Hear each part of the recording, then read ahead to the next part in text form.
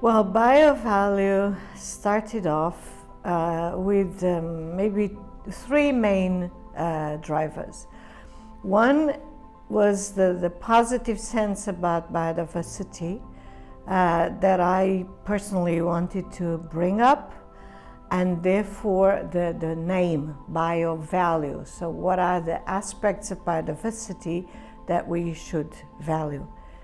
Second, the spatial planning is the backbone of policy mixes where different sectors come together in the territory, and therefore it could be strategic to address the value of biodiversity. And third was to cross-relate different instruments that operate at spatial planning and somehow with biodiversity as well.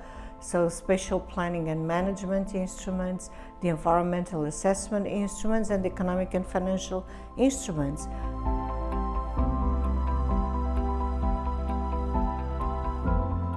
The arenas for action for transformative change that we had in the BioValue project, they were crucial. Not only they were like a stage for application, but they were much more than that. They had people, and they had different views within technicians, within officers, but also with decision makers, with planners, and we had the opportunity of speaking with different stakeholders in the various arenas.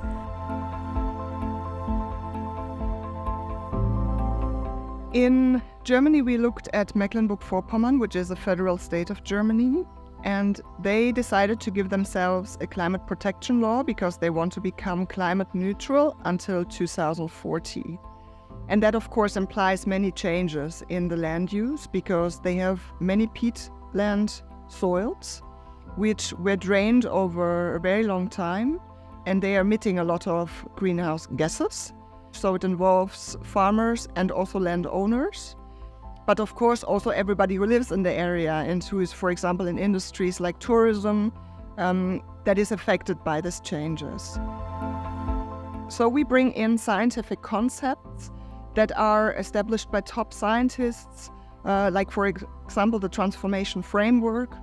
A lot about this process of transformation is about communication, about finding common ground, because we have the very strong interest in Mecklenburg-Vorpommern to do it in a voluntary way. So nobody is forced to change to re-wetting, for example. But this means that people need to be willing to do it. We don't have like a product which we can then show in the end. You know, we are not like bakers who bake a cake and then we can present the cake. But what we are doing is that we are like kind of offering like little peaks and twerks here and there.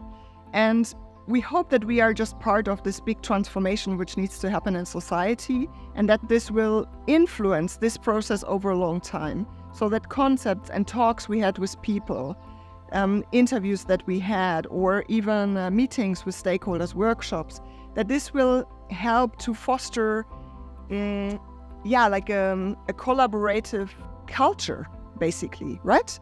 Because that's what we need. We need to all work together on the same goal. So people need to be able to establish goals together and then to follow them, like to follow to get there, you know? And I think this is what BioValue has been part of. And there Mecklenburg-Vorpommern has a very ambitious plan. I mean, to be climate neutral until 2040 takes a lot of changes. BioValue from the very early gave us the tools and the method to approach spatial planning in a different way. Thanks to BioValue, we started working in a transversal way in different groups within our offices, within the municipality. In a very crucial moment, because right now all the planning tools have been revised, and a greater care for sustainability, biodiversity is the new focus.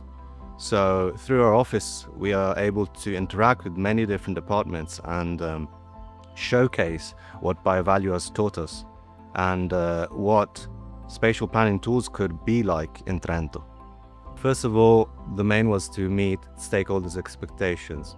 Throughout the project, we developed from the early phases this co-creation approach, where we also created a network between different entities, different associations. one of the needs that was clearly expressed by the citizens was also the possibility to access the riverfront, to use it. And in the Italian context, I feel like this is a very applicable approach. So both locally, both nationally, to set out via the pilot projects a different way to live within the city and outside the city along a river, such an important river, will definitely be replicable. This was a quite new way of thinking for them, to be involved at such an early stage. I definitely say the method, it gave our administration a new outlook on how to approach a project. This idea of cross-sectoral collaboration, cross-institutional collaboration has not been very present maybe. So this methodology, even by involving stakeholders from the very early stage, gave to other colleagues the opportunity to see what a different approach can mean, and will definitely be the foundation for new future projects.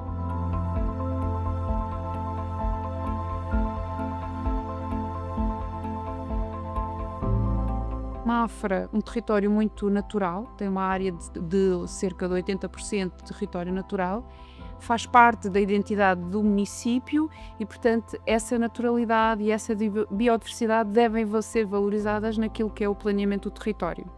Esse era o objetivo principal. O legado para a arena terá que ser muito a mudança do pensamento e muita mudança do pensamento político, que não é só a nível estratégico, dentro da divisão de planeamento mudou, do ponto de vista da equipa técnica mudou, o César também trouxe essa mudança, esses elementos, mudou a maneira de pensar. Ainda estamos muito no desenvolvimento de ampliar a cidade, construir mais, pôr mais alcatrão, pôr mais carga urbana. Outra mudança também é a forma de trabalhar com os atores locais, com os stakeholders. Não fazer só discussão pública no final, quando já temos uma proposta, mas desenvolver a proposta com os locais. Isso tem sido também uma forma de fazer diferente e que o projeto acabou por nos trazer. Os principais nesta área são, sobretudo, os agricultores, os presidentes das juntas de freguesia,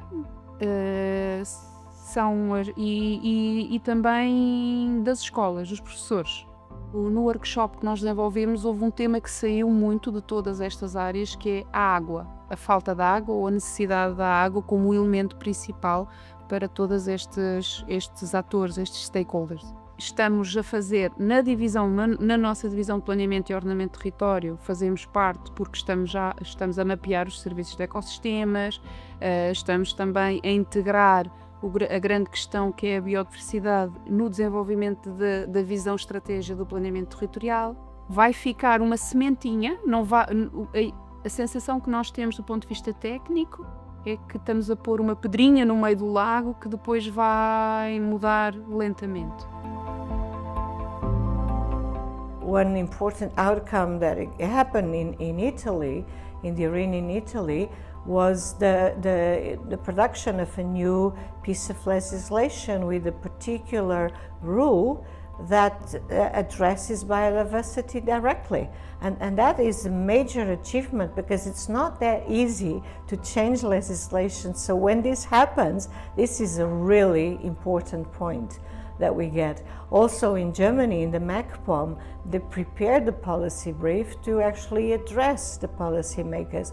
So all these initiatives that they undertake, they do it with the help from the researchers, but it's their initiative. And of course, what is important here also is to establish these relationships so that we can continue working even after the project finishes. Just as an example, the Mafra arena, we have already a number of projects that we're looking at on how we can continue contributing to their advancements and them giving us the evidence that we need to follow on with our research.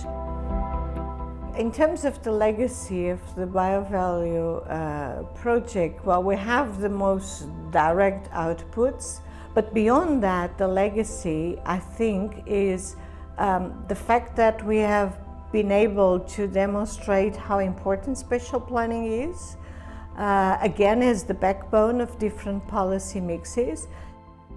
The other legacy, I would say, is the positive way of looking into nature.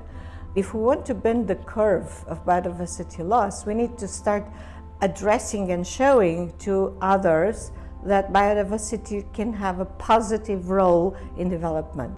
And that's that positive role that we were aiming to somehow show and demonstrate. We live through a very threatening times, very convulsive, turbulent. So hope is sometimes the only thing left to people. And biodiversity is part of that hope. Hope doesn't fall from the sky. We need to work for that. And to keep hope alive and to keep hope positive, then we need to work towards that vision of hope in the future.